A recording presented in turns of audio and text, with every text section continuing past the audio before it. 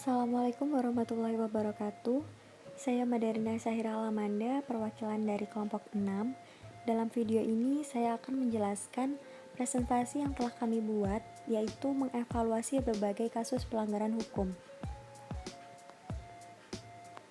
Definisi: pelanggaran hukum merupakan tindakan seseorang atau sekelompok yang melanggar aturan dan tidak sesuai dengan hukum-hukum yang berlaku.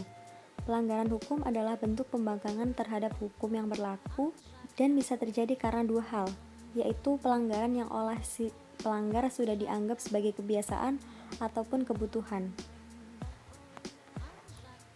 Contoh kasus yang pertama, diberitakan KPK menetapkan Bupati Probolinggo, Puput Tantriana Sari atau PTS bersama suaminya Hasan Aminuddin atau HA serta 20 orang lainnya sebagai tersangka kasus dugaan korupsi berupa penerimaan sesuatu oleh penyelenggara negara atau yang mewakilinya terkait seleksi jabatan di lingkungan Pemkab. Berikut adalah beritanya.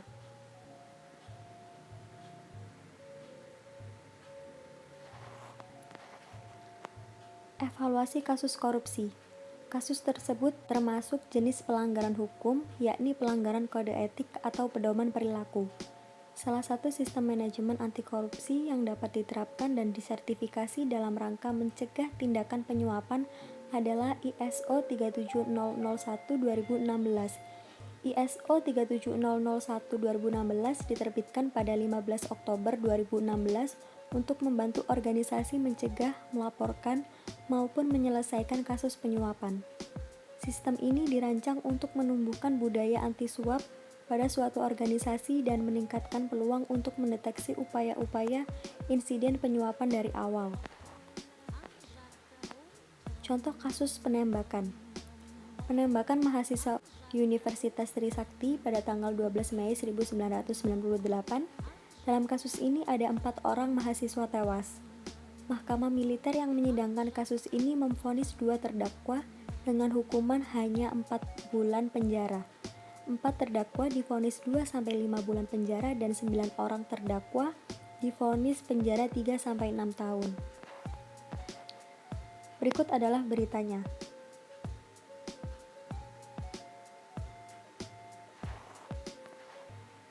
Evaluasi kasus penembakan. Dalam peristiwa yang mengiringi terjadinya reformasi itu, dinilai terdapat pelanggaran hak asasi manusia berat. Sejumlah mahasiswa tewas tertembak oleh aparat yang mengamankan situasi saat itu. Penyelidikan dan pemeriksaan terhadap peristiwa yang patut diduga terdapat pelanggaran HAM dilakukan oleh Komnas HAM. Komnas HAM berfungsi menyampaikan rekomendasi atas suatu kasus pelanggaran HAM kepada pemerintah dan DPR untuk ditindaklanjuti. Yang selanjutnya, contoh kasus penggunaan bahan pengawet pada makanan. Petugas dari Dinas Kesehatan Kabupaten Tulung Agung, Jawa Timur menemukan dagangan makanan yang mengandung formalin dan beberapa jenis zat berbahaya lain saat menggelar razia sejumlah sentra penjualan takjil. Berikut adalah beritanya.